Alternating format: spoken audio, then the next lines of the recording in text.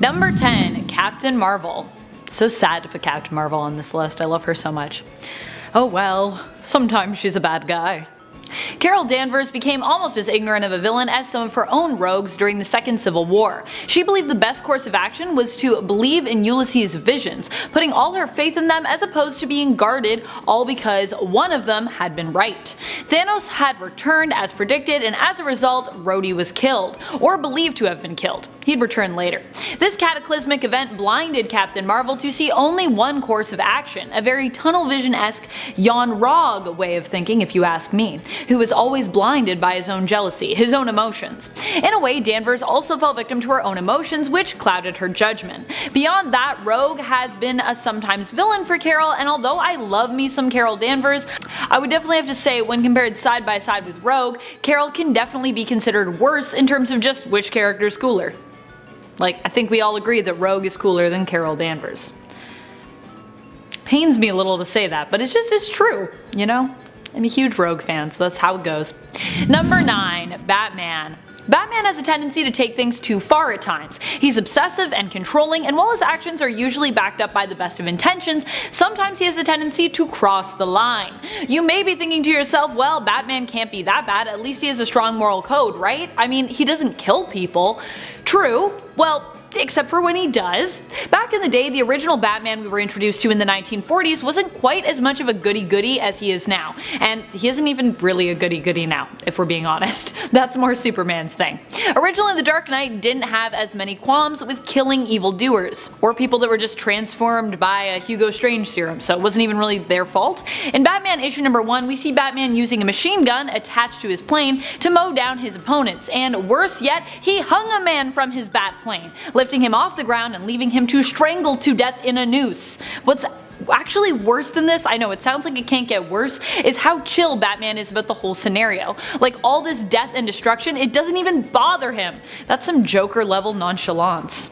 Number 8. Deadpool. The problem with Wade Wilson is while he often has a good heart, he doesn't question how he's being used as often as he should. So despite having heroic intentions, he often becomes a pawn of his villains, being controlled by them and manipulated into doing their evil bidding. What's worse than becoming as bad as your own supervillains? Working for them blindly, obviously. It was this mentality that led Deadpool into being brainwashed on multiple occasions into being used for more villainous pursuits, and that caused him to end up working on the wrong side, working for Captain America whilst he was really a reality warped Hydra sleeper agent. Kinda not the best time to be working for Captain America, since at that point he was a bad guy. But Deadpool really loves Captain America, so he wanted him to be good. My heart, Wade, no, don't do it. Number 7. Tony Stark sacrifices Tony Stark. In the Marvel Cinematic Universe, it was Tony himself who killed Tony, or while he chose to sacrifice himself in order to ensure the events of Thanos' snap at the end of Infinity War, which initially wiped out 50% of all living beings at random, including half the population on planet Earth, remained reversed. So unsnapped, if you will. In order to bring everyone back, the heroes needed to time travel to retrieve the Infinity Stones and use them to create their own Infinity Stone gauntlet. Then the question came of, who was going to wield it. The Hulk was the one to bring back everyone using the gauntlet, but Thanos from the past returned to threaten the heroic plans of the Avengers. He attempted to guarantee that his future self's plot, and really his own plot, remained successful, but Tony managed to get rid of him, wielding the gauntlet himself and using it to wipe out Thanos and his army with his own snap. Unfortunately, because Tony Stark is just a man at the end of the day, the amount of energy this required ended up killing him, despite him wearing his Iron Man armor at the time. Number 6. Dark Avengers kill Tony Stark's evil brain. In issue 190 of the Dark Avengers, we get a glimpse into the pocket reality of Earth 13584, where New York is one of the last vestiges of human civilization that various superhero factions fight for power over. One such faction is led by an evil Iron Man who is now just a brain. His armor was crushed by a giant Janet Van Dyne of the same pocket dimension reality. As his brain ejected from the armor, Trickshot of the Dark Avengers, Barney Barton, Clint's brother, shot the brain with an arrow, killing this alternate version of Tony Stark. Number 5. Captain America kills Steel Corpse. In an alternate reality belonging to Age of X, Tony Stark became consumed by a virus which fused him with his suit, causing him to slowly be digested by it. Ew. Formerly known as Iron Man, Tony adopted the mantle of Steel Corpse following this, which he thought was more appropriate considering, well, he was basically just a corpse in an armor.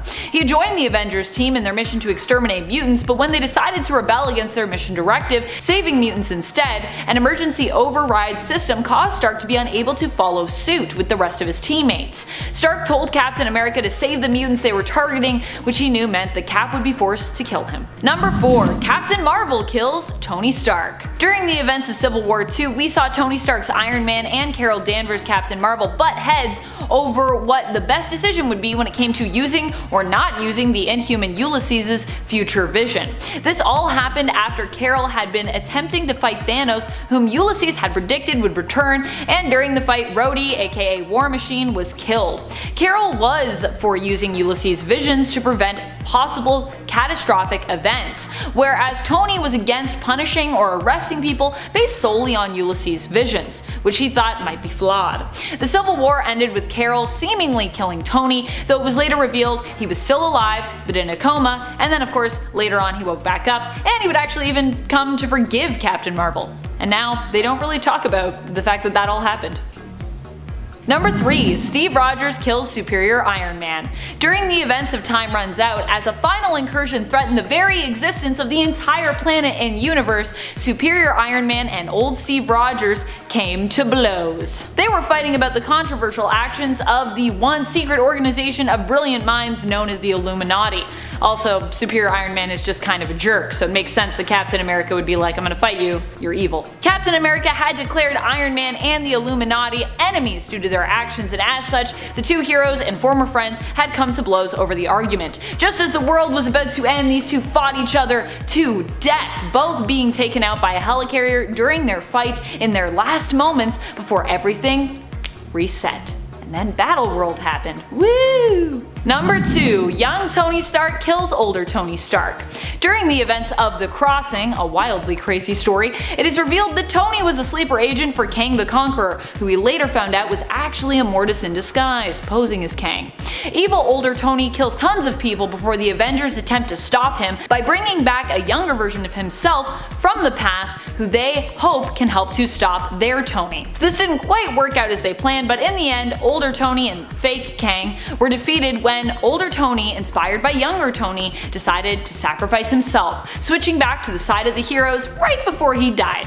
With older Tony dead, it was decided that younger Tony would stay in the future and take his place. Number 1. Tony Stark kills immoral Tony Stark. A crazy turn of events came about that led young Tony Stark to effectively make himself brain dead in the comics in the Invincible No More story.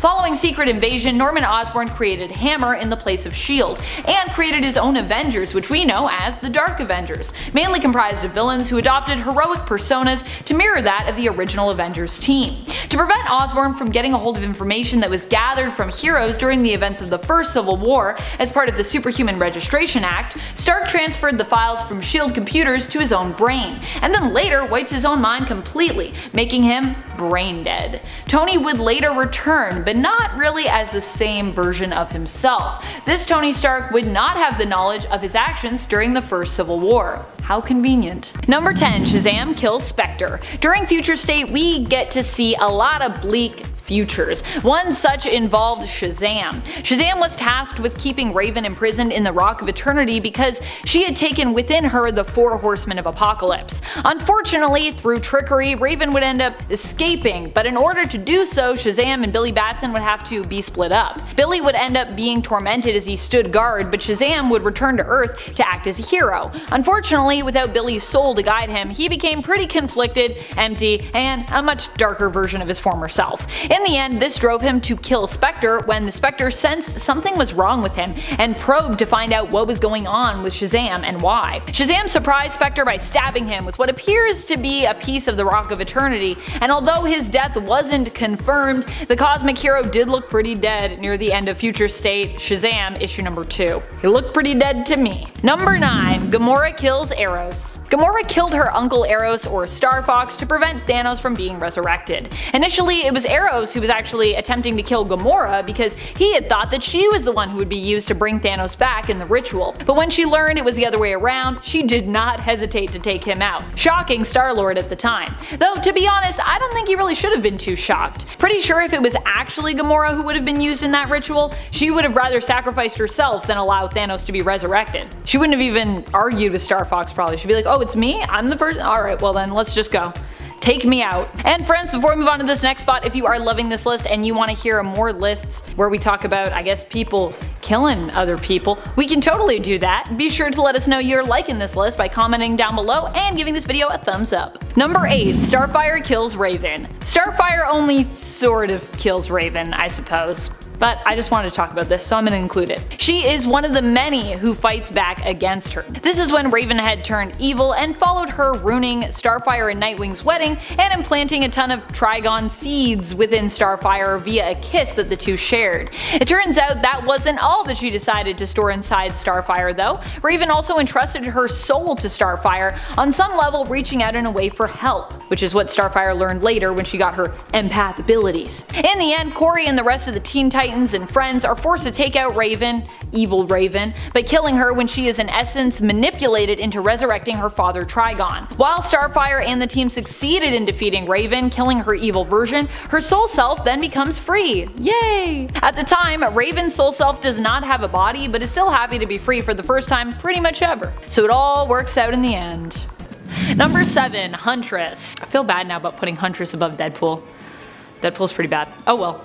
Blood cries for blood is a saying that Huntress has always been particularly attached to. Helena Bertinelli is a vigilante whose motives are based around revenge. Witnessing the murder of her family turned her into a violent and brutal hero, who even Batman often criticizes for being too bloodthirsty. And Batman himself is a pretty violent hero, so that should give you an idea of just how violent Huntress can be. Sometimes she could actually be considered worse than the crime lords that she has hunted. Number 6. Iron Man. Where to start with Iron Man? Not only is the family fortune that he amassed built on the creation and sale of weapons, making him a war profiteer, but he has also turned evil multiple times. And if you're dealing with evil genius Tony Stark, he often ends up being far more dangerous than some of Marvel's most famous big bads. There was the big reveal that he had manipulated into working with Kang, which actually led to Tony having to be defeated by the Avengers and a younger version of himself. There is the events of Axis, where an evil Tony manages to prevent himself from being reversed back to good, but played along like he had been. Even when he's not evil, Tony doesn't always make the best moves. He was also responsible for the accident that transformed Bruce Banner into the Hulk, and in the MCU, his ego and obsession with thinking he knows best led to the creation of Ultron, which in the comics was a terrible event that Hank Pym was responsible for. And we still haven't even talked about Tony Stark's views in the first Civil War, which were super problematic, which is probably why he was super against the second Civil War. Number 5. Punisher. Frank Castle does have a strong moral code, but, and it's a big but, he has no qualms with killing people, which is kind of what makes him pretty bad, even when compared to his own villains. Like, don't get me wrong, I think he's somewhat justified when it comes to why he does what he does, I get it, but going in and blowing your enemies away with big guns when that is exactly what they did to your family just seems like a bad way to approach a situation. Wouldn't it make more sense for Punisher to be anti-violence and maybe anti-guns? Fighting fire with fire just seems like it would create more problems than it solves. And often for Frank, this is one of the reasons why so many other heroes have problems with him, and why he often ends up being labeled as an anti-hero. Also, if you're an anti-hero, you're probably a superhero that is worse than, you know, your villains. Just saying. Sometimes at least. Number 4. Vegeta. If you're also a Dragon Ball fan, the presence of Vegeta on this list should not surprise you. As much as we all love him, I think it's also pretty obvious that he's kinda the best of the worst. Or the worst of the best? When it comes to his attitude problems at least. He's kind of a huge jerk who is a villain turned reluctant hero, and even when he's trying to be heroic, his ego and pride often get in the way of that. His desire to prove that he's the best fighter led him to endangering the planet when he allowed Cell to achieve a greater power level. Vegeta wanted to prove that he could beat Cell even when the supervillain was in his perfect form. And it was this mistake on Vegeta's part that put everyone in danger and led to him getting his butt whooped by Cell. Cause yeah, obviously Vegeta was not stronger than perfect form Cell. He should have just stuck with semi-perfect Cell, but no, Vegeta's always gotta fight the toughest guys. Number 3. The Illuminati. I feel like we all agree that the Illuminati are just the worst secret superhero group at this point to ever exist. They're basically a group of heroes that decided they should be the ones to rule over other supers' decisions, because they are the smartest and they know the best. By the way, thinking you're the smartest and that you know the best is usually a sign that you actually don't. Black Panther was invited to join the Illuminati but refused, thinking it was an overall bad idea and not wanting to be involved with any of what he knew would ultimately be bad decision making on their part. And man, was he was right. He was pretty right there. The Illuminati have definitely made some really bad decisions over time. Namely, when they decided to banish Hulk from Earth and thereby inadvertently cause the events of World War Hulk to happen, when Hulk returned and blamed them for the death of his wife and his child, and basically the destruction of the world that they'd sent him to. A fair assumption to make when the ship that they had sent him there on randomly exploded, causing mass destruction. He wasn't really right, but also, that's a fair assumption to make, to be like, why did you kill everyone that I loved? You blew up that ship, obviously. Number 2. Hal Jordan.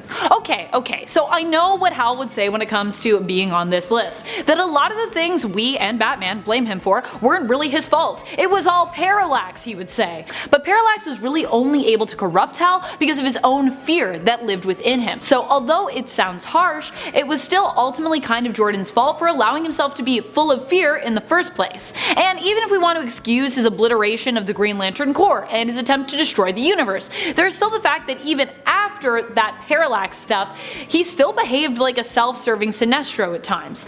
Let's not forget during Rebirth when he abandoned the new Green Lantern recruits, Jessica Cruz and Simon Baz. The pair had failed the training test that Hal had given them, so Hal decided as their mentor to link them together, forcing them to partner up and then just dip to go deal with some other space stuff, leaving these brand new lanterns in charge of protecting all of Earth. Granted, he was looking for the Lantern Corps so they would have other lanterns to train them, but still, they were not ready for this responsibility. At least he makes sure to lecture them on how they better be able to overcome great fear before he leaves, you know, like how he wasn't able to do. Feel like he's just like self-contradicting himself. He's like, yeah, also don't mess it up, you know, like me, like I did. I'm a great teacher, guys. Bye, see you later. Number 1. Homelander.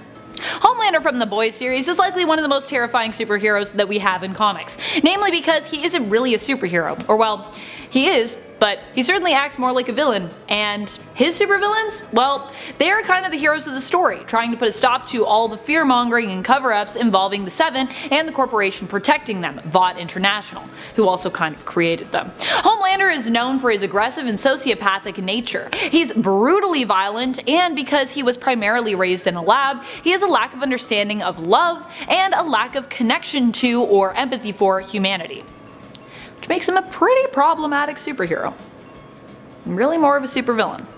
But he's advertised as a superhero, so ba-da-da! Number 10. Robin kills Nightwing. This comes to us from the Injustice universe, initially simply viewed as a tie-in comic for the fighting game. The Injustice comic would balloon into one of the most well-received alternate universe comics out there. In it, many of the relationships would start off following the same vein as the main verse, and this included Dick and Damian, or Ian, are we calling him that now? Please no. They had a firmly established brother dynamic. Damian looked up to Dick and cared for him deeply, but had quite the temper and at times had to fight against his upbringing with the League of Assassins, which could cause him to reactively go for killing blows, even in situations where he was just being teased. So it was then in a fight's aftermath, when he grew annoyed with Dick, he threw his weapon right at essentially the human kill switch nerve cluster on his spine, a move he had tried to do while Dick was annoying him earlier in the comic, only to be stopped by Batman. This time in the chaos there was no one to stop him, and not only did it hit him, but he fell backwards and hit his head on a rock, dead instantly. Damian was of course horrified. He'd killed his brother, the one person to consistently treat him normally. It set a ridge between him and Bruce that was never fully rectified. Damian would take up Nightwing's mantle to honor him. Number 9. Reed Richards kills the Illuminati. This occurs on another Earth, Earth 231, where things began to progress towards the forming of the Illuminati, a secret cabal determined to halt tragedies and catastrophes before they happen. Not in a precog way, but in a we used common sense and are being proactive. These things are gonna cause issues kind of way. Like, sometimes you can predict things. However, in this universe, one of the things Reed felt was going to be a problem was the Illuminati itself, so he killed them at their first meeting to ensure they didn't do any irreparable damage to the world. I mean, he wasn't wrong, they did prove to be a problem, but seriously, don't kill your friends. I'm not going anywhere with Reed. If he invites you, don't go. The read of 616 truly is the anomaly nice guy read. Number 8. Black Canary kills Hal Jordan.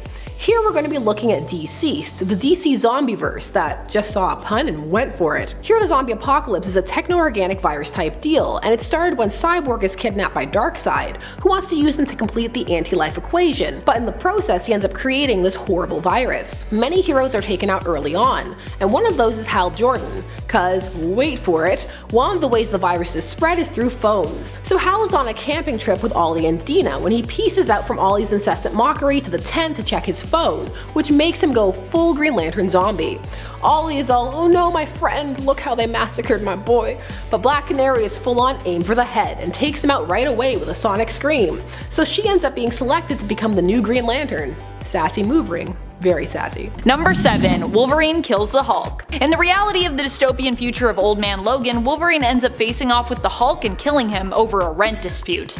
Sort of. Here Bruce Banner in his old age has gone completely crazy. It's implied that he even mated with his cousin, Jennifer Walters, aka the She-Hulk, to create their huge Hulk family, known here as the Hulk Gang. What a happy, weird family. The Hulk Gang are landlords of sorts, offering protection to property in exchange for a fee, likely mostly offering protection against themselves, who are a violent bunch when they want to be. Logan and his own small family owed the Hulk Gang money, so Logan headed out to go and earn some. He made it back in time only to find that the Hulks had actually become impatient and ended up coming early for the money, killing his family when they didn't have it yet. Raging in his grief, Logan went to repay the Hulk in kind. Hulk devoured him, but Logan got the last laugh, killing the Hulk when he slashed his way out through his stomach. That's some bad indigestion. Number 6. Superman kills Shazam. I mean, this one is such an iconic moment, how could I leave it off of the list? Of course, this comes to us from the Injustice reality, coming specifically from Injustice Gods Among Us, the video game. Here Superman ends up as the major big bad after Joker and Harley trick Supes into killing Lois Lane, and with her, their future family. They also destroy Metropolis, and all of this causes Superman to snap. He kills the Joker and sets out to take control of the world to make sure no criminals are ever capable of causing this kind of mayhem, or any kind of mayhem really, ever again. However, some of the other heroes who are loyal to Superman begin to question his methods, including Shazam. Questioning Superman, he quickly finds out, is considered unacceptable in his new regime, but too late alas. Superman ends up using his heat vision to burn through Shazam's head, killing him. But first he freezes his mouth, because he's like, shush, no more questions. And then he's like, anybody else have anything to say? People are like, I think I'm good. I don't want to get heat vision through my brain, so I'm good. I'll just keep it quiet. Number 5. Omni-Man kills the Guardians of the Globe. One of the most shocking kills on this list I think is this one. Omni-Man is introduced to us as a major hero in the world of Invincible. He's basically the Skybound X Invincible universe equivalent of Superman. So whether we're talking comics or the animated series, I'm pretty sure everyone that knew the character was shocked when they first learned that he took out his colleagues, the Guardians of the Globe. Now, it's true, Omni-Man was never a member of the Guardians of the Globe, but he still worked with those heroes, and none of us likely had any clue as to why he had done this initially. Even when his reasoning was revealed, also making him seem more villainous than we thought, I personally couldn't even believe it. But that's the great thing about this world. A lot of the characters are more complicated, more flawed, and even the best heroes have their secrets and their motives. That's what makes Invincible so great, the Invincible universe. Number 4. Wonder Woman kills Superman.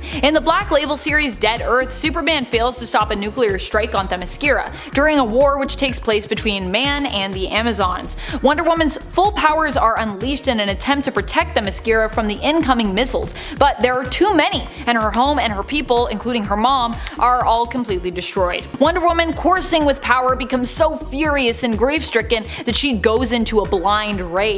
Both she and Superman fight one another, doing even more harm to the planet. In the end, Superman is the one to lose, being killed by Wonder Woman, who punches a hole right through his chest. The really tragic thing about Dead Earth though is that Diana doesn't actually remember this happening at first. She's kinda got amnesia, and she only remembers later on in the series what happened, when you are also told of the story and how it all went down. Which is all pretty sad, because you can tell that she feels pretty bad about, well, I think about a lot of things. Number 3. The Punisher kills Daredevil. During Punisher Kills the Marvel Universe, there wasn't any one single superhero or villain really that survived the Punisher's journey for vengeance. In the end, the only remaining hero left standing is Daredevil. Punisher goes to take him out back in Hell's Kitchen, really only getting the upper hand because Daredevil can't bring himself to kill his friend, hoping that Frank will change his mind. But Frank, being Frank, he doesn't. He breaks Daredevil's arm and stabs him in the chest, ending his life. However, as Daredevil lays dying, bleeding out, he chooses to unmask, revealing to Punisher that he was his friend, Matt Murdock, all along, reminding Punisher that every vigilante and villain is still a person under their mask, and prompting Frank to take out the last one left standing in this story, himself. Number 2. Green Arrow kills Green Lantern. Now admittedly, this wasn't when Green Lantern was going by the name of Green Lantern, this was back when Hal Jordan was corrupted by fear, overtaken by Parallax, one of the creatures of the emotional spectrum representing fear. Or the color yellow, which is fear. It turns out, for years Parallax had been feeding on Hal's fear and insecurities, and eventually took him over. Hal, under the influence of Parallax, took out all of the Green Lantern Corps and threatened the existence of the entire world. Nay, the entire universe perhaps. With no other options left available, Green Arrow had no choice but to kill his BFF, Hal, in order to put a stop to him and all the destruction he would undoubtedly continue to cause. It all worked out in the end as Hal came back as the Spectre, but this still ended up being a really challenging time for Oliver Queen moving forward, as if he didn't already have enough going on at that time. Poor Oliver Queen, I feel like his life is always so dramatic. Number 1. Wolverine kills the X-Men. This death, or these deaths I should say, also come to us from the alternate reality of Old Man Logan, Earth 807128. Here, Wolverine is the one who kills the X-Men in a tragic turn of events. This is actually what prompts Logan to stop using the Wolverine mantle, instead generally going by Logan or James Howlett in the future. He did not mean to kill the X-Men, who were his teammates and like a family to him, but he was manipulated into doing so by Mysterio, who made him think that all of the X-Men in the mansion were instead villains who were infiltrating the mansion. In reality, they weren't. They were all just his friends and colleagues, likely holding back somewhat from killing Wolverine because he was their friend, and also not killing him in retaliation because, well, he's Wolverine, he's pretty unkillable. So even if you tried, it probably wouldn't go great. Number 10. Hal Jordan kills the entire Green Lantern Corps. That's right, it's Hal Jordan as Parallax time. In the 90s, after the destruction of Coast City during the reign of the Superman arc, Hal Jordan was grief-stricken, and so were his white Reed Richards hair streaks, which he had for a while. He would go mad and try to use his ring to recreate Coast City, and eventually go full supervillain using the name Parallax. In the process of getting all the rings, he would end up killing the Corps and Sinestro. The Green Lantern Corps were his friends, and pre his face heel turn, or rather the reveal that he was a tyrant, Sinestro had been his mentor and teacher as well. Hal snapped his neck. All of this was because in this time period, the idea was that the Green Lantern mythos had grown too large and that they needed to rein it back in. So we would have one Green Lantern for a while after this, Kyle Rayner. And Hal's legacy would be sullied, despite kinda redeeming himself dying in the sun. Later, Hal and the Corps would be brought back to life, and we would pull the classic, it wasn't his fault. He was possessed. It fed on his fears and made him kill his friends. No one could resist it. Look, it got Superman. In fact, he was better than most people because he held it off for longer. Sure, Jan. The man killed all of his friends because he was sad. You can retcon it away, but I was there, Gandalf. Number 9. Booster Gold, the gift. Booster Gold has the ability to time travel, and with that ability comes the potential to radically alter the timeline, and erase people from existence, or just create scenarios where they end up dying. Don't change timelines. This has been a PSA. Leave them alone. So in the Tom King story arc The Gift, leading up to the fake out That Cat wedding, Booster decided to get Bruce a present, what every little boy wants, for his parents not to have been murdered in front of his eyes. However, this resulted in some ripple effects throughout the timeline. People erased from existence, and if Hal makes it one more week after fight clubbing himself, I would be very shocked. He beat himself up because he could. Fight Club. Bruce actually destroys Skeets, and Skeets, okay, it sounds sad, but that's Booster's best friend. He got his best friend killed. Yes, we can rebuild him, they have the technology, but still, Booster, did you not learn from Ted Kord? and all of that debacle. Oh wait, that got retconned, so nobody learned anything. Oh, so I know Skeet is slang for something else, but we're all gonna pretend it's not. Number 8, Deadpool kills the Marvel Universe. So this is a mini-series from 2012 and presents one of those scenarios you just need to go with, namely that Deadpool could kill the entire Marvel Universe. Some points for his meta-knowledge, but still. So how did this happen? Well, Wade was committed to Ravencroft Institute, where a doctor would cure him of his inner voices. Unfortunately, the asylum had been infiltrated by the Psycho Man, who was brainwashing patients to do his bidding. However, when it came to Deadpool, he only succeeded in making his voices tell him to kill everyone. Deadpool had friends in the Marvel Universe, and you know what happened? Dead, murdered in elaborate ways. And because it's Deadpool, he can even exceed the reach of just his own universe. Early era Deadpool was a different beast than the one most people know today. Number 7, Blue Beetle kills Booster Gold. This is Ted Kord Blue Beetle. There have been 3. DC has been running a series of dark multiverse comics since introducing it as a concept. The dark multiverse is this realm of negative universes, because never forget, negative numbers are bad and they should feel bad. And in these universes, the worst events you could think of occur. So they have used this as an opportunity to rehash iconic stories with a dark twist. One of those was Infinite Crisis. So in the original arc, Ted Kord died, killed by Maxwell Lord, but here he ends up killing his best friend, Booster Gold. Booster Gold and Blue Beetle are iconic besties, in a relationship that blossomed during their run together on the JLI, that being the Justice League International. Here, Ted Kord ends up being fused with OMAC and Brother Eye and ends up trying to assimilate the heroes, and Booster tries to stop him and for his trouble gets blasted through the chest. Absolutely tragic, especially when you know the lengths that Booster went to in the main verse to bring back Ted Kord. He jacked up the whole timeline for him, and Ted had to voluntarily go die again to set it right.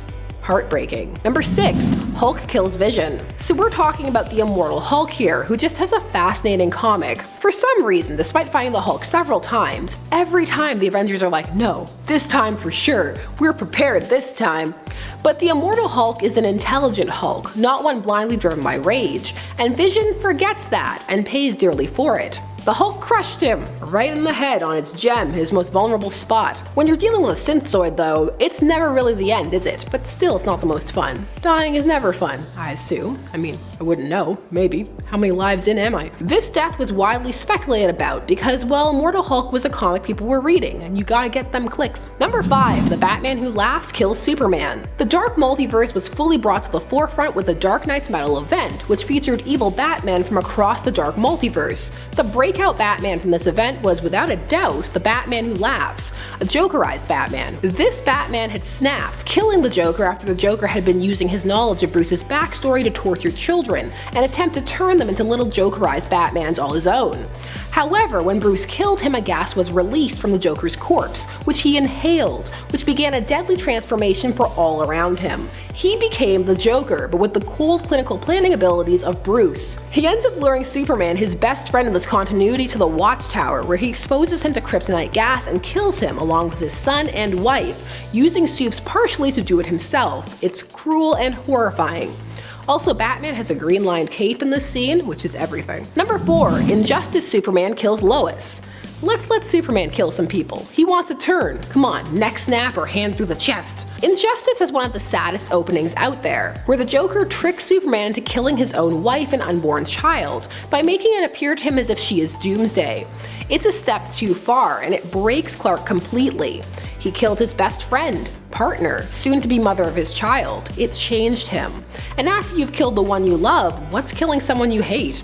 Nothing, that's what. So we get the now famous panel of him putting a hand right through the Joker's chest, while Batman watches, horrified. Batman was actually willing to give him that kill, heat of passion and all of that, but Superman went full draconian despot, and that the Dark Knight could not stand by, no matter who the Joker made him kill. Number 3, Mr. Fantastic kills his family in the Zombieverse. The Marvel Zombieverse is a juggernaut at this point. It has spawned 14 spin-offs at the time of this recording. Continuations, people are just into it, they took to it. It's a dark world that went to some pretty both dark but also silly places, eating Galactus, cosmic energy zombies. One of the parts of this series that intrigued readers was just exactly how their faves were transformed into zombies in the first place. And in the case of the Fantastic Four, we have Reed to thank. The Fantastic Four were already traumatized by zombies at this point, as the She-Hulk had killed their children and ate them. However, However, instead of being put off the zombie infection by this, Reed found himself fascinated by it. Maybe it was a way to cope, I don't know, it's Reed so probably not. He decided that the virus was a form of evolution and something to be embraced, so he infected his family, but not himself, without their consent. As they transformed, they attacked him, transforming him as well, which he loved. Come on now, turn yourself first. Reed is Reed. Making your family undead? Not cool. Divorce worthy. Number 2, Captain Marvel and Thor. She beheads him. Captain Marvel had a dark arc in late 2019 where she became evil. It was a bit of a marketing ploy to play into fan curiosity and boost sales, and it did briefly, but they then dropped. But it's fine, we'll just relaunch her comic again for like the 30th time. So the build-up in this event was that Carol was going to kill an Avenger, but which one? Although the real reaction should have been, again, because let's be honest, she killed Tony. The only reason it's beaten into a coma is because it's Tony, and he was able to upload himself into another body later. Anybody else would have been dead. Captain America number 12 gave the world an epic showdown between Thor and Captain Marvel, and don't kid yourself, this was a strategic choice for horizontal brand synergy. For years, Thor has in the comic verse been stronger than Carol, unless she was binary, then you can make an argument. But in the MCU, she was introduced as the strongest Avenger, which ruffled some feathers, and then people acted like that was odd at best, or at worst that you were a bad person for daring to think otherwise. So with her beating and killing him in the comic verse, now Marvel has a nuh-uh, see she is stronger. Also now we can relaunch Thor and get back his status quo and get rid of his cool metal arm and give him both eyes back.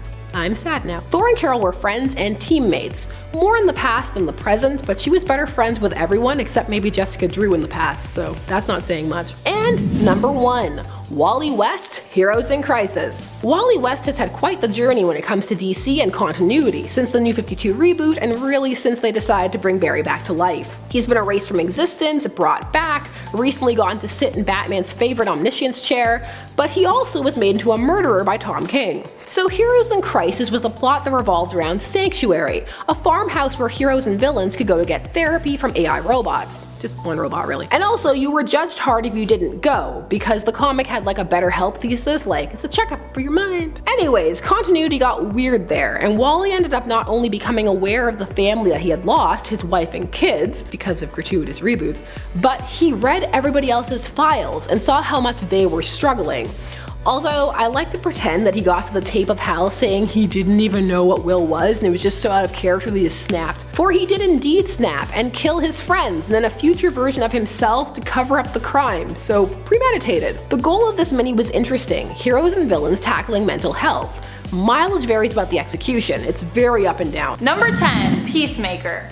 You might think Christopher Smith's Peacemaker is a villain based on the fact that he was part of the Suicide Squad team, and we'll be seeing him work alongside other villains like King Shark, Harley Quinn, and Captain Boomerang in James Gunn's Suicide Squad 2, where he'll be played by John Cena. But no, Peacemaker is actually more a mentally unstable hero who suffers from schizophrenia.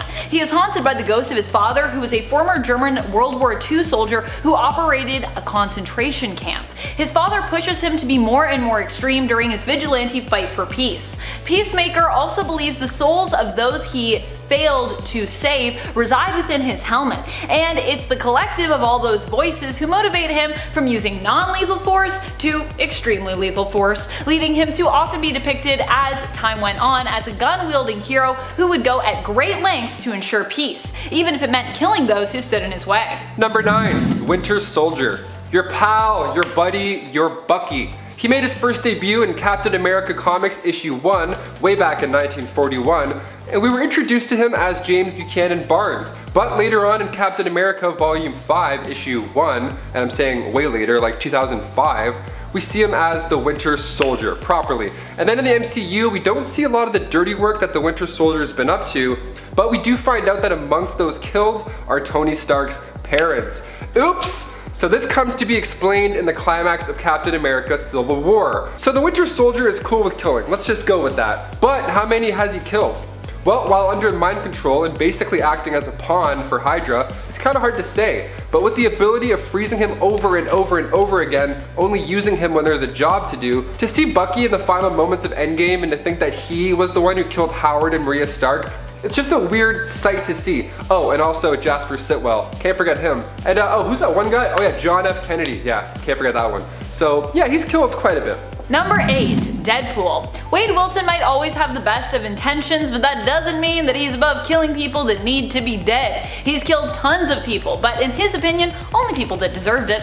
Also, some of those people may not count in his mind, as his kill count is diverse and includes invading alien test tube babies, vampires, and even zombies. So to him, some of these monster creatures who would be considered already dead in some capacity. Still, at the end of the day, if a bad guy needs to be killed, Wade is going to go there, especially if he's ordered to kill said bad guy by Captain America himself. Sadly, not all those that Deadpool thinks are bad guys are, which means that when an unknowingly evil Cap tells him to eliminate S.H.I.E.L.D. agent Phil Coulson, Deadpool believes he's doing the right thing in killing even Coulson. Number 7. Captain America and Black Widow. Now the Captain America we're talking about is Hydra Cap, but never forget, Hydra Cap was real Cap, because the timeline was altered and the Cap they went and got was from the unaltered timeline, but he was brought to this new status quo one where all the people in it are from that one.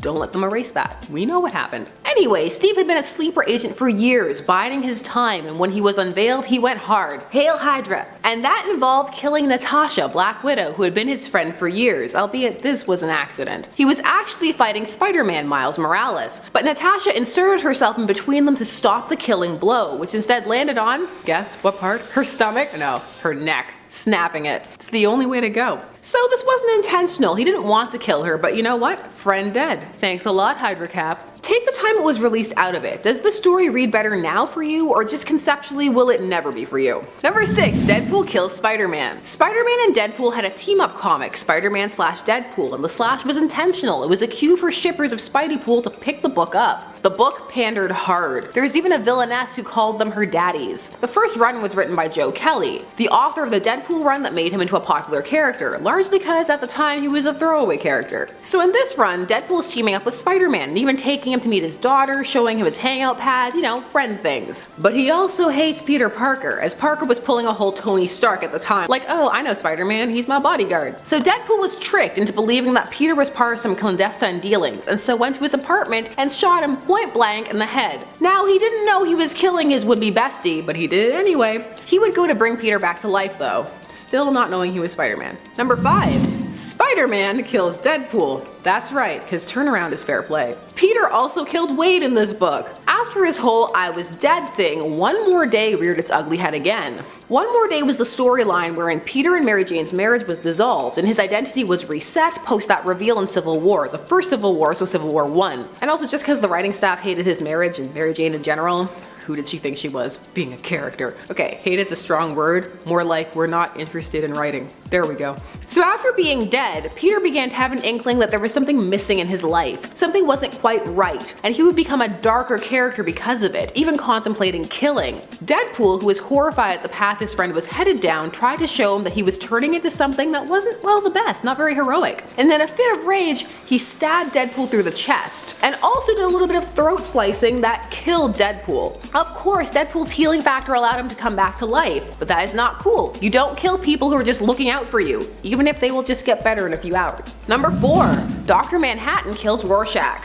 Now some of you may be saying, were Dr. Manhattan and Rorschach friends? And well, as much as Dr. Manhattan could be friends with anybody at that point. In a way, him killing him demonstrated that. Also, if you take into account the extended canon, which I know for some people is blasphemy, they don't exist, they're not real, they're apocrypha, there was a timeline there though where they were partnered together, and not Dr. Manhattan and Laurie. So at the climax of The Watchmen, spoilers for a comic from the 80s, it was revealed that Ozymandias had set a plan in motion, a plan that spanned years to engineer a threat that would unify the people of Earth against a common enemy, hence averting nuclear Armageddon and pushing back the doomsday clock. All of the characters in Watchmen are meant to represent different philosophical viewpoints when it comes to crime fighting. So Rorschach has a very rigid view of truth, and as a result viewed the idea of keeping what Ozymandias had done, which had resulted in the deaths of millions, a secret, abhorrent. And he would have had to tell. It was not a viewpoint shared by the others, or for those who felt that way, they weren't willing to act on it, instead burying their convictions. Rorschach knew he couldn't live with the secret, so when Dr. Manhattan followed him out into the snow, cause Adrian had a whole fortress of solitude going on, he told him to do it, to kill him, and so Dr. Manhattan does. It's a really powerful moment. One of the Watchmen's strengths is its ambiguity and nuance, how it allows the reader to draw their own conclusions. A choice that, whether you enjoy any spin-offs or not, is absent in most of them. Number 3. Wolverine and Old Man Logan. Old Man Logan is a now famous alternate universe storyline, whose very premise for the protagonist, Logan, rests on him killing his friends. It's a big reveal, so spoilers. Wolverine is tricked by Mysterio into murdering all of the X-Men, which requires the reader to believe that this is something he could do. Even Storm. The idea here is that they hesitated because he was a friend. But in a world where people get possessed and body swapping happens all the time, I have a hard time believing they wouldn't know how to put a teammate down hard but still alive. But maybe that's just the Batman in me talking. After so brutally killing his friends and surrogate family, Wolverine vowed to never unsheath his claws again, which obviously he did, hence Old Man Logan. But it was years later. He kept that promise for a decent amount of time. Number 2. Scarlet Witch. No more mutants. So Scarlet Witch, in a bout of instability, nearly eliminated the entire mutant race, except for people's faves, because we needed them to sell books. This was after the House of M storyline, where she had remade reality, after hers had been shattered by the realization that she had been altering it in ways that she hadn't even realized, like her children. Who are real now, it's complicated. So this would lead to a resetting of the entire Marvel X-Men universe in an attempt to portion it down. But she eliminated some of her friends, and while many would forgive her, not all would. And while it's understandable, she almost committed genocide.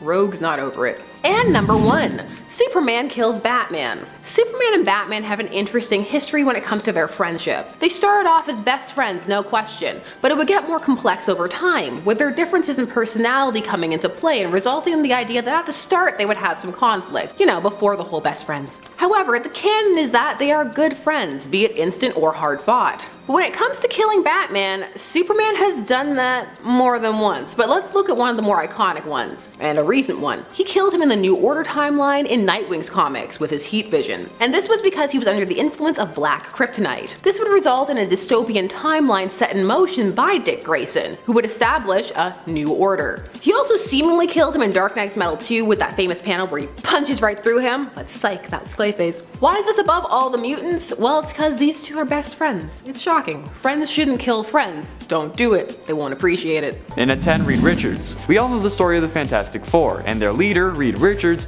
has not been the best companion to his group over the years. His problem-solving skills usually involve him making a bad decision and not consulting everyone else, or anyone for that fact, even if it involves their lives too. In the 2013 Fantastic Four series by Matt Fraction, Mark Bagley, and Mark Farmer, Reed discovers that the powers the Fantastic Four had gotten during their mission was ultimately killing them, but he hides this fact until Sue's powers kick in without her wanting them to. Then he reveals that they're actually dying. Not his call to make, and speaking of Sue, holy crap, this man is a handful. He injected their son with nanomachines to track him without consulting her. Sure, it was with good intentions, but still. And there was also the time that he hit her. Yeah, while this panel is usually taken out of context, the context doesn't make it much better. If anything, it can make it worse. While Sue was being manipulated by Psycho Man turning her into Malice, Reed notices that her feelings were flipped. So in an effort to make her love him, he had to get Sue to hate him. He does this by hurling insults at her. This was clearly working already and was about to work entirely, but then he puts the cherry on top of the crab cake and slaps her in the face. Sure, it wasn't Sue, but he was doing all of this to make Sue hate him, so to him, it was Sue. And he did intentionally hit her. Even if it was Malice, he was still hitting Sue, so jeez. And at 9, Namor. While Namor might be a member of the Illuminati, this isn't the version of Earth I'm talking about. On Earth 1610, Namor was sealed away in a tomb at the bottom of the ocean. The Fantastic Four found it and freed him, and he put up a fight when he was released, but they managed to beat him. The translations they got off the tomb said that he was the last king of Atlantis, but he wouldn't reveal any secrets unless he was alone with Sue, calling her the prettiest one. After revealing some things, he attempted to seduce Sue, who was married to Ben Grimm on this Earth, but she rejected. Enraged, he attacked her, and his final demand was a kiss from Sue as a recognition of his victory. She complied, claiming that it was because he was holding New York hostage with a giant tsunami, but this can later be challenged, since after being attacked by Agatha Harkness and the Seven, they throw her into the sea, leaving her for dead. But Namor rescues her and brings her to Sestadivin. He continues to try to seduce her, and she ends up giving in slightly, hugging and then kissing him, while she was married to Ben. Sure, Mr. Steal Your Girl may be bad, you're saying, but that's not worse than a villain. Well, let me tell you that before all of this, the Fantastic Four learned that he was actually behind the destruction of Atlantis, and that the translation really meant the worst supercriminal of Atlantis. Yeah, and it ate the Hulk. I know you guys love the Hulk, but come on, he's done some pretty terrible stuff in the past. He's hunted the Avengers, assaulted his cousin resulting in like 6 mini Hulks, conquered the world and even destroyed Las Vegas. I don't know why I said that in that order. But one of his worst and darkest moments was when he betrayed and destroyed the Avengers. The last Avengers story by Peter David was really dark when a nuclear bomb blows up over the Avengers mansion. It kills the people who are going to take the mantle of Thor, Cap and Iron Man. Then Ultron thinks it's a good idea to visit Hank Pym, who tells him to assemble the Avengers for one final showdown, or every supervillain will hunt them down one by one. Pym rounds up everyone he can, but not the Hulk, because as it turns out, during the Great Cataclysm, Hulk went with Thor and Hercules to Asgard. When he came back alone, he wasn't the same. Then during a battle with Ultron 19, he betrayed everyone. He tore Tigra in half, telling Wonder Man to make a wish, and then during a battle with Wonder Man ended up breaking his impenetrable skin, causing an explosion that killed Wonder Man but also blinded Hawkeye. Jeez. And number 7, Iron Man. The man in the can himself. Anthony Stark, of course, made his cinematic debut back in 2008 when Iron Man came out and literally changed the game. He, of course, is the big hero who comes to save the day in the MCU, but just how many people has Stark killed while kicking names and taking ass? Well, for starters, the Science Bros, Banner and Stark, are both responsible for Ultron. And Ultron kind of broke Sokovia, you know? Bruce Banner had flown off and eventually wound up in Sakaar, so he didn't really have to face the Sokovia Accords like Tony did. But man, him and Pepper separated because of this. I mean, Tony was approached by a grieving mother, played by the wonderful Alfre Woodard, and she says the words, "You think you fight for us, you just fight for yourself." And Tony, for the first time, is quiet. He's shell-shocked. I mean, he doesn't really know what to say. He realizes at that moment that her son's death truly is his fault. And at that moment, he probably thought of how many other people were killed in that one movie. The death toll surpassed 175 civilians in just the Battle of Sokovia. So I think Tony upped his kill count when it came to, snapping his fingers and literally dusting Thanos and all of his army. Number 6, Black Widow. For years it was Black Widow's job to kill those she was ordered to kill. Natalia Romanova ended up switching sides from villain to superhero in the comics, but she's also had quite a troubled past and gone back and forth a few times when it comes to her loyalties. Before she was an Avenger, she worked as a KGB operative. Even during her initial time working alongside the Avengers, it was hard for Natasha to shake off her past ways of doing things, with her even threatening to kill those who opposed her new team. As Black Widow says in the movies, she's a character who has often been known as someone with a lot of red in her ledger. As such, we also get a lot of great atonement stories from her when it comes to her solo runs in the comics, such as the beautiful and action-packed finely woven thread story arc from her 2014 series. Number 5, Green Arrow. Oliver Queen! Of course, if you watch the hit CW show Arrow, you've seen Stephen Amell crush it as the iconic character Green Arrow. See, with 8 seasons now and crossover events, it would be hard to find somebody who doesn't know about Oliver Queen's part-time job. Yep, he murders people with a bow and arrow. And he looks pretty badass while he does it too. He was of course a billionaire before he was stranded on a remote island, and then it was there that he decides to be an unreal archer. Like, really good. So the next thing you know, Oliver was ripping arrows left and right, and he took down China White's heroin operation. But of course, arrows have been known to, definitely kill you upon impact. Arrows just don't graze you and you're like, that was close. Usually arrows kill people, and when you're a member of the Justice League, you have to fight a bad guy or two. Superman and Batman have this rule that they try really hard not to break. No killing, of course. Oliver Queen, on the other hand, no problem. Killing is the game, Green Arrow is his name. No. In the comics, he genuinely tries to use murder as the last resort, but in the show, this guy's in like triple digits by now. I tried archery tag last year, it's hard. I mean, I caught an arrow, so basically I'm Oliver Green, but God, that aim in the wind, a lot to focus on. This guy's crazy. Number 4, Damian Wayne.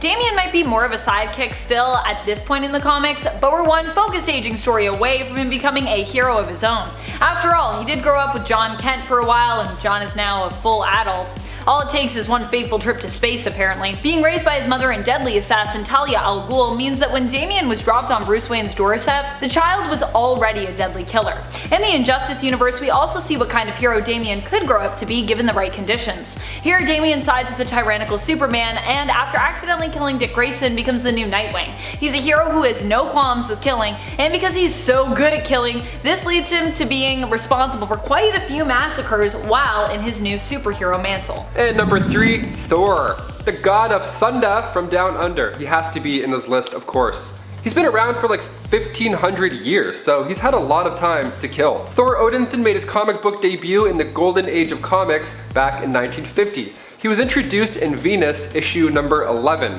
When his first solo flick made its ways to theaters in 2011, fans were in for a treat. I mean, we finally were introduced to some of the biggest players in the MCU. We're going cosmic, one of which being Loki. Now, Loki, of course, was adopted. He's actually a frost giant on the inside. And this is important because Thor straight up like murders 80 frost giants in the first Thor movie. And he does it with ease too. For a guy who just casually walked in there looking for a fight, maybe even a conversation, like he took that many souls. Like that hammer must hurt too. Like when he throws it once, it's not stopping. There's nothing getting in the way. No ice head, frost head. It's going through you, pal.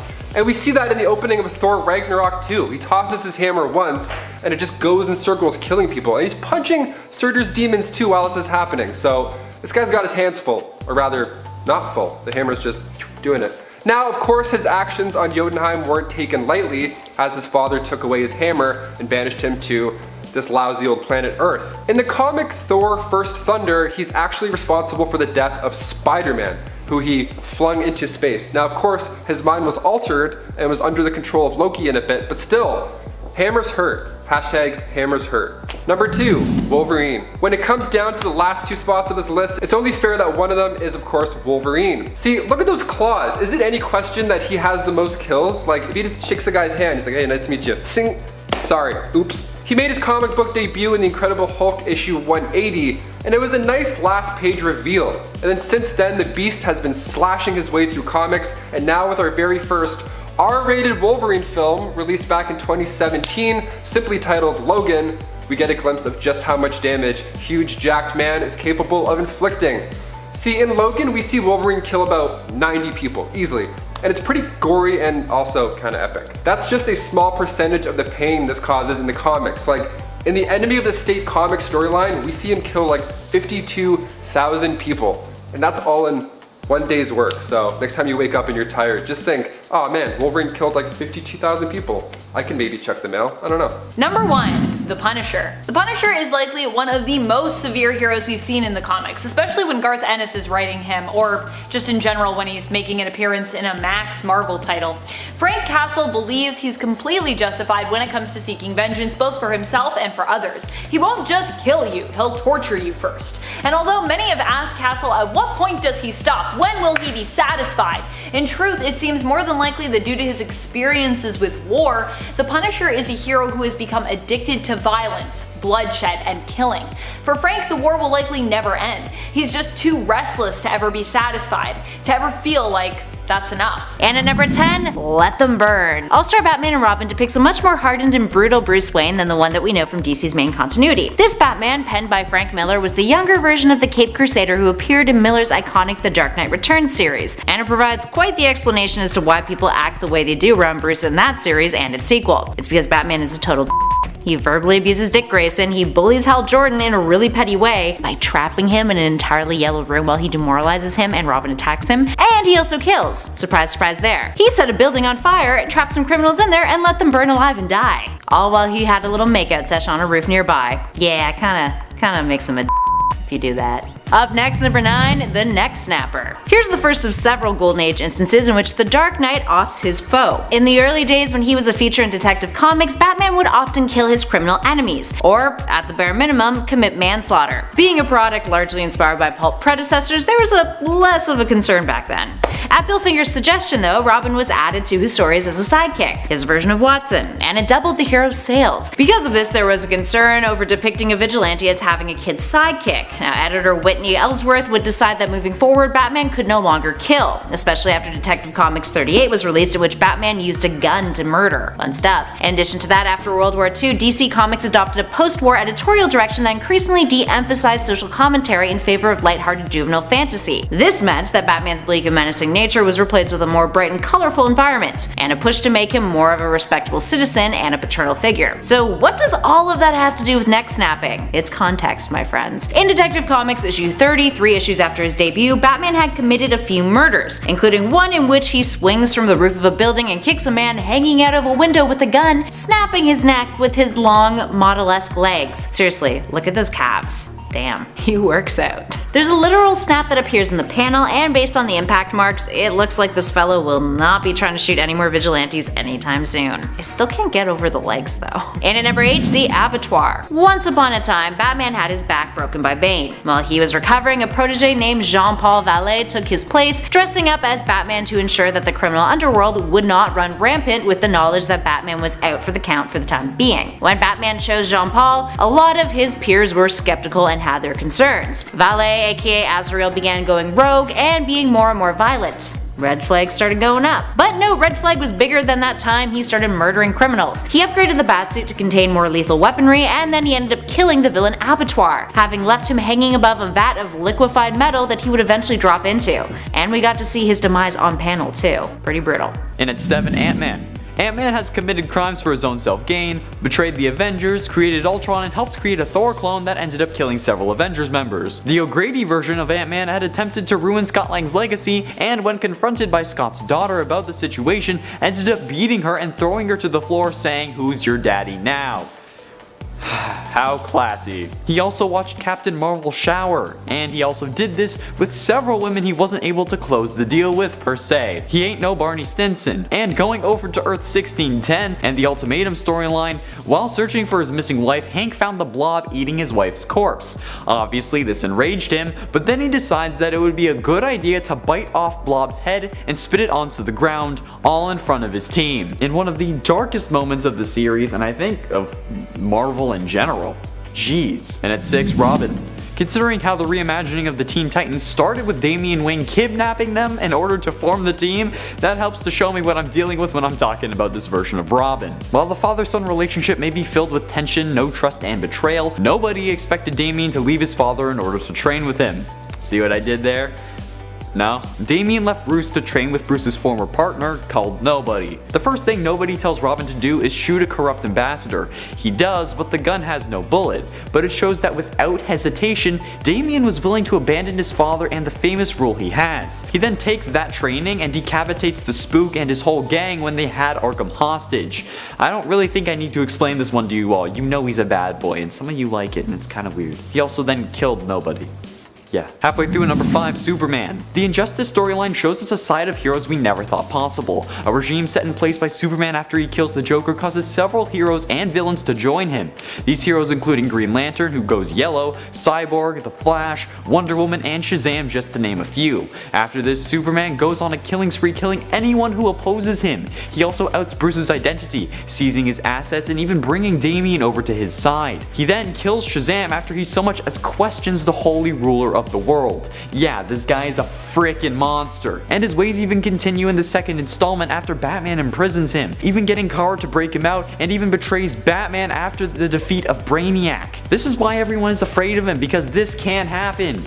It did, and at 4, Scarlet Witch. In the 2005 storyline House of M by Brian Michael Bendis, Scarlet Witch suffers a mental breakdown after the loss of her children. This causes her to use her incredible powers to alter the very fabric of reality and recreate the world in an effort to get her children back.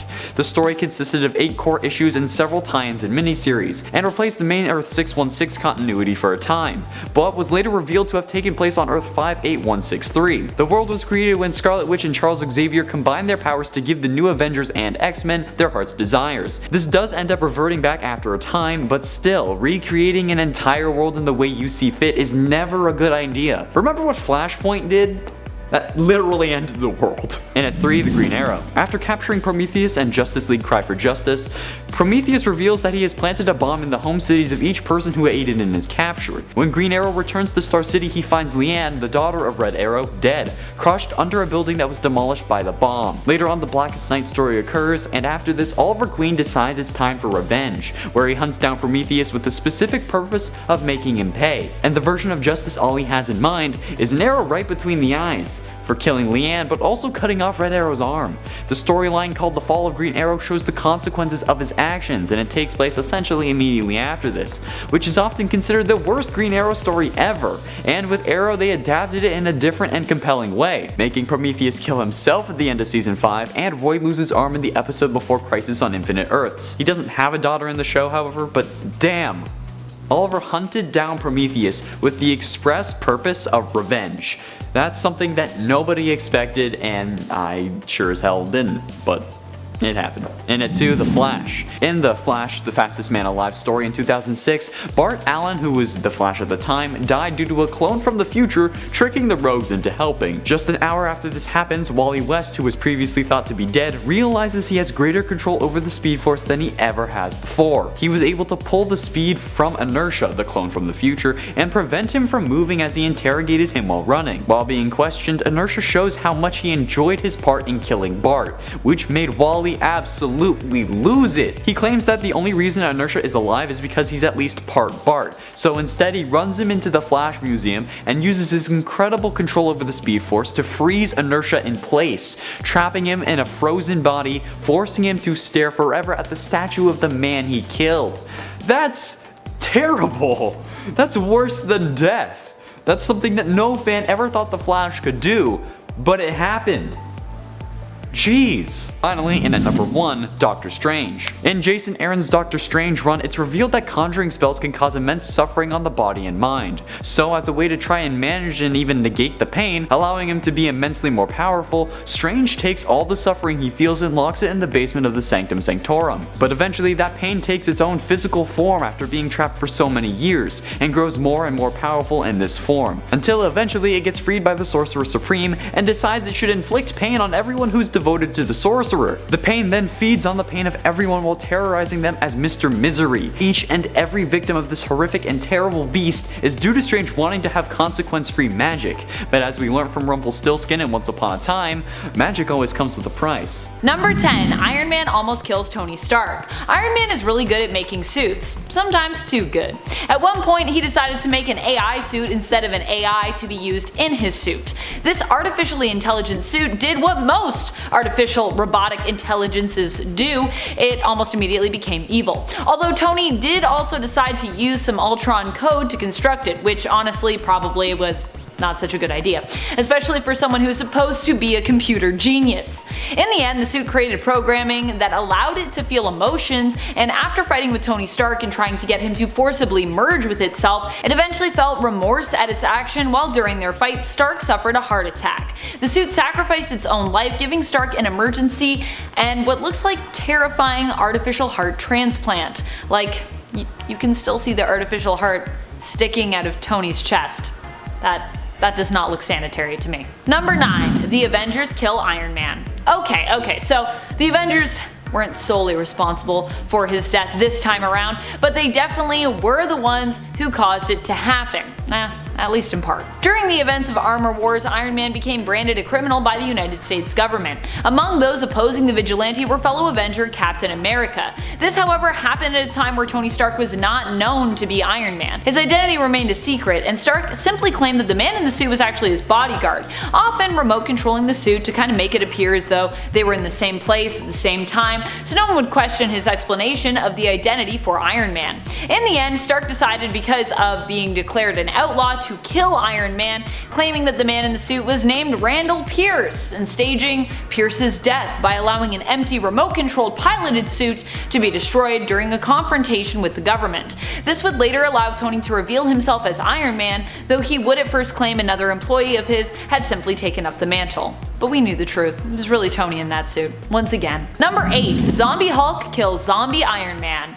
During the events of Marvel Zombies, pretty much almost all of the zombified heroes meet their end at one point or another, save for a lucky, or I guess unlucky, few. Iron Man is not one of the zombified heroes who makes it, however. He is one of the victims of Zombie Hulk, who kills a bunch of other zombies when they start getting angry with him for Well, for eating so much, as they fear their food supply of brains and meat is running low. Zombie Hulk crushes Zombie Iron Man to the point that blood sprays out of his mouth and eye holes of his armor. Basically, he squishes him like a grape. And at 7, Reverse Flash. Yet another alternate version of Batman coming in at this number. In the Flashpoint universe, we got to see a different man under the Batmantle, Thomas Wayne. According to this alternate universe, instead of Thomas and Martha being the ones gunned down in that alleyway, it was Bruce. This tragically affected his parents in different ways. Martha became insane and would go on to become that timeline's Joker. And Thomas Wayne would become Batman. His version of the Caped Crusader is much more violent. He uses guns and lethal force when necessary. Case in point, he stabbed the Reverse Flash, the story's prime antagonist, right through the chest with a sword, all to give Barry Allen enough power to access the Speed Force and return back home. And at number 6, Darkseid. Final Crisis was a crossover event that occurred between 2008 and 2009. And no, it was not the Final Crisis, which kind of makes it less impactful in retrospect. Regardless of this, it features Darkseid as the primary big bad, who had a scheme to overthrow reality. Batman, being the ever-prepared individual he is,